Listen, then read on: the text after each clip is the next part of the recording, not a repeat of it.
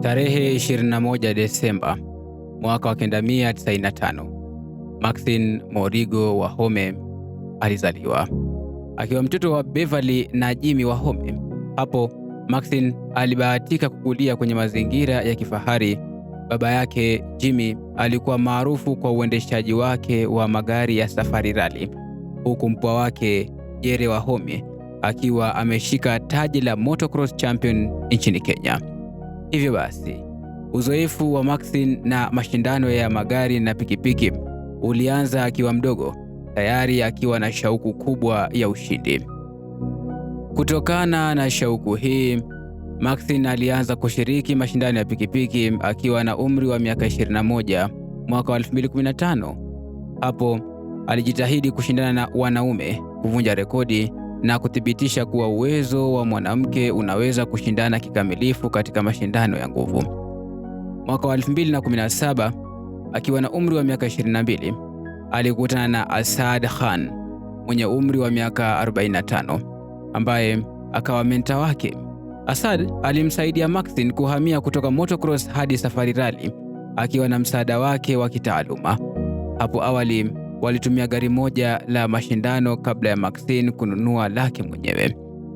Hata hivyo, miaka miwili baadaye, mahusiano yao yalishindikana kwa hali mbaya. Asad alipoteza maisha na Maxine kuzuiliwa kwa muda na maafisa wa polisi. Ila ni lipi lililojiri na kusambaratisha maisha ya wapendwa hawa wawili? Hii ni Kurunzi ya Jamii. Jina langu Shaban Yusuf. Kuwa miongoni mwa maelfu wanaojenga jamii hii kwa kusubscribe, like, share na comment kwenye kazi zetu. Licha ya changamoto zote za maisha, Maxine hakupuuzulia elimu yake. Mwisho alifuzu Bachelor of Education Arts kutoka Catholic University, na mwaka wa 2021 alijiunga na STEM International School ambapo alifundisha wanafunzi wa chekechea. Kando na kazi yake ya kielimu, Maxine aliendelea kupeperusha bendera ya Kenya katika dunia ya mashindano ya magari. Umaarufu wake uliongezeka zaidi mwaka wa 2022 alipojishindia taji la Kenya Lioness of All Women Rally huko Kasarani. Mwezi Juni wa mwaka huo, Maxine alikuwa dereva mwanamke wa kwanza kutoka Kenya kushinda kwenye World Rally Championships, jambo lililoashiria bidii, uthubutu na nafasi ya wanawake katika ulimwengu wa safari rally. Kwa hamu ya ushindi zaidi, Maxine aliendelea kushiriki mashindano ya kimataifa kama vile World Rally Championship Competition huko Voi, Machakos na Aramisi, akipata heshima kwa taifa lake.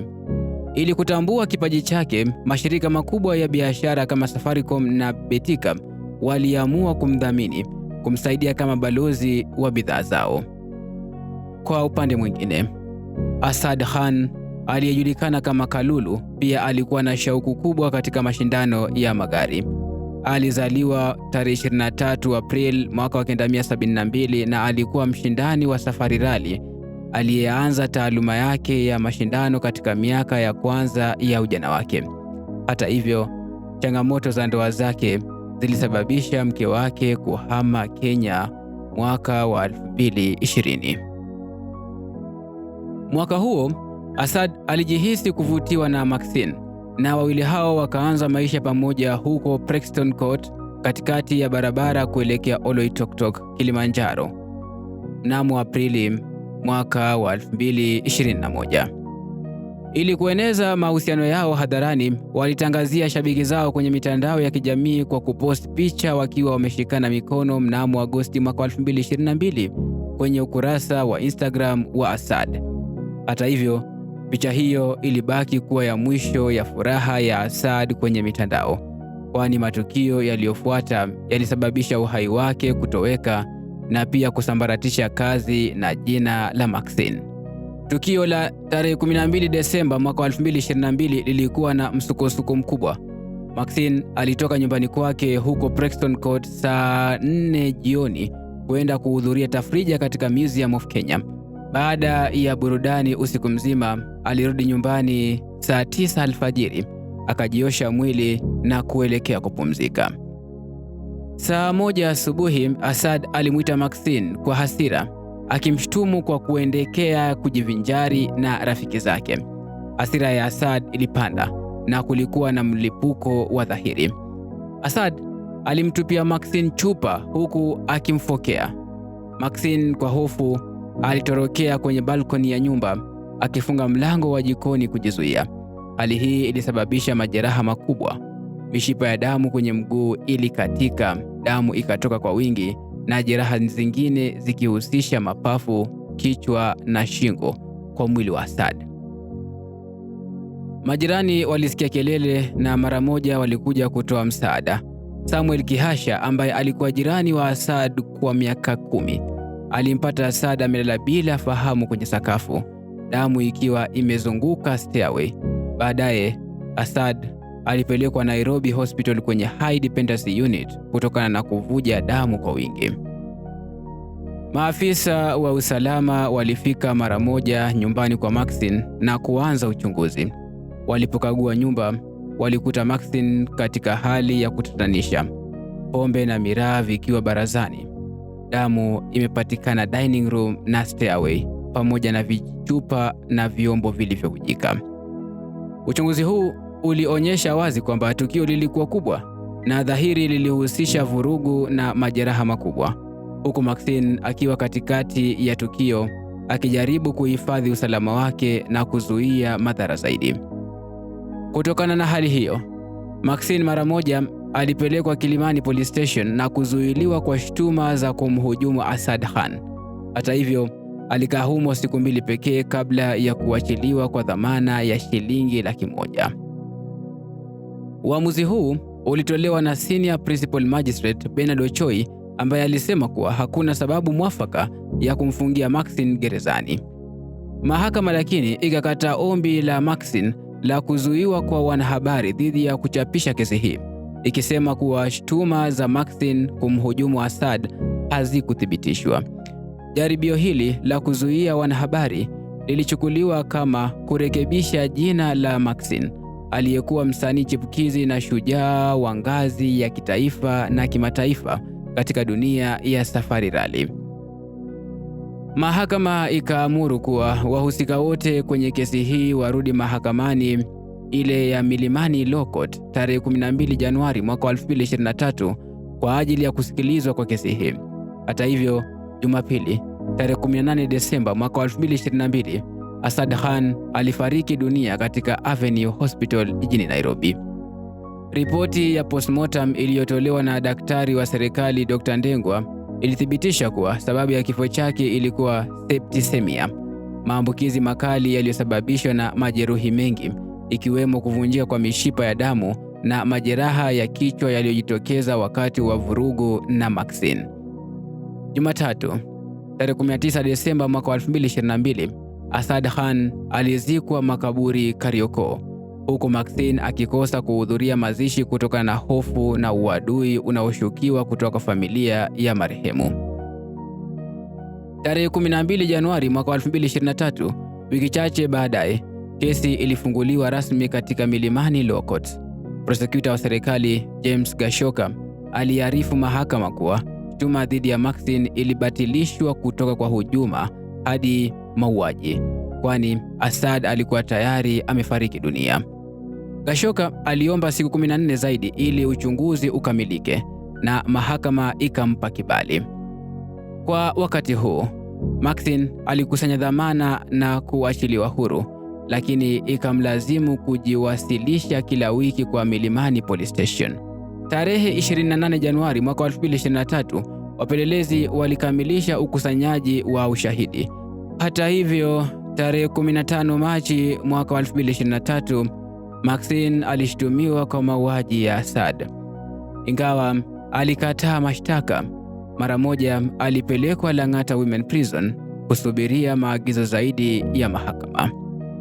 Kesi hii ilifungua wazi mahusiano ya misukosuko kati ya Maxine na Assad, ukielezea tabia ya Assad kumhujumu Maxine na kushirikiana na wahusika wake wa awali. Tarehe 21 Machi mwaka 2023, Maxine alikiri kuwa alikuwa katika mahusiano yenye unyanyasaji mkubwa ikiwemo unyanyasaji wa mali na pesa, ambapo Assad na ndugu yake mdogo Adil walichukua pesa zote za kandarasi na kumwacha bila chochote. Shahidi mmoja, rafiki wa karibu, aliarifu mahakama kuwa mnamo Septemba mwaka 2022 wakiwa Rwanda Rally Championship walishuhudia mabishano makali kati ya Assad na Maxine, na Assad hakufurahishwa na umaarufu wa Maxine. Rafiki huyu alikiri kuwa walibishana hadharani na Assad hakuridhika na umaarufu wa Maxine kama shujaa wa Safari Rally, jambo lililosababisha misukosuko ya baadaye. Simon Kihanya aliyetoa ushahidi wake tarehe 21 Machi mwaka 2023 kama chairman wa Preston Court Tenants Association na jirani wa Assad kwa miaka 10, alieleza mahakamani kuwa alimfahamu Assad kama mtu mwenye wanawake wengi na tabia za vurugu.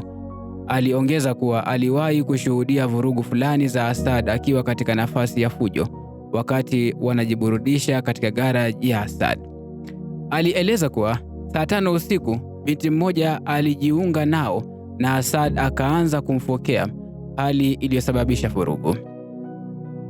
Chemtai Sogono, jirani ya Assad tangu mwaka wa 2013, alikiri mahakamani kuwa wakati Maxine na Assad waliishi pamoja, walibishana mara kwa mara moja hadi mara 2 kwa wiki. Siku ambayo Assad alijeruhiwa, Chemtai alisema alisikia vurugu za Assad akimpiga Maxine na kuona vijichupa vikivunjika. Baadaye aliona damu ikiteremka kwenye stairs, hali iliyomshtua. Chemtai akaita mlinzi Hassan Oyugi, maafisa wa usalama na chairman wa vyumba vya nyumba ili kuingilia kati. Majirani wakiongozwa na Simon Kihanya walifika nyumbani kwa Assad na kumkuta akiwa amejeruhiwa vibaya, kisha wakambeba na kumpeleka hospitalini kwa matibabu ya dharura.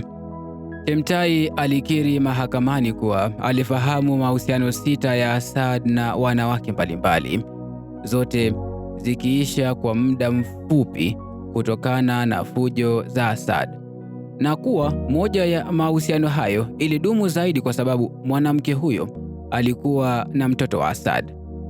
Kutokana na ushahidi huu, mwanasheria wa Maxine, Philip Murgo, alishawishi mahakama kuwa mauaji yaliyotokea yalitokana na mgogoro wa kihisia na vurugu za Assad, huku mashahidi wakibaini kuwa Assad alikuwa mlevi wakati wa vurugu hizo. Vipimo vya damu vilivyoonekana kwenye mwili wa Assad vilionyesha kuwa majeruhi makali yalichangia kuvuja damu kwa wingi. Baada ya maandalizi haya yote, tarehe 30 Machi mwaka 2023, Maxine Wahome aliwachwa kwa dhamana ya milioni 2 na Justice Lilian Mutende akaamuru kuwasilisha pasipoti yake mahakamani na kupokonywa ruhusa ya kusafiri nje ya nchi bila kuwasiliana na mashahidi wote wa kesi hiyo. Hata hivyo, kesi ilipangwa kusikilizwa tarehe 29 Septemba mwaka 2023, ikahairishwa miezi 8, huku matumaini ya kusikilizwa yakisogea Mei mwaka 2024. Kwa sasa, Maxine amerejea kuishi na wazazi wake, lakini kazi zake zimedorora, kandarasi zake zimeathirika na mkataba wake na World Rally Championship umekoma. Kesi hii ni ngumu sana kuamua, kwani hakuna mashahidi wa moja kwa moja kwenye matukio na maiti haiwezi kuzungumza. Changamoto nyingine ni kuelewa kwa nini Assad alijivua damu na kujaribu kuomba msaada, na kwa nini Maxine hakuita jirani kwa wakati huo. Kwa kweli, hii ni kesi yenye changamoto nyingi za kisheria na kihisia, na itabaki kuwa dharura kwa jamii kufuatilia usalama wa wanandoa na masuala ya vurugu za nyumbani. Hii ni Kurunzi ya Jamii. Jina langu Sheban Yusuf.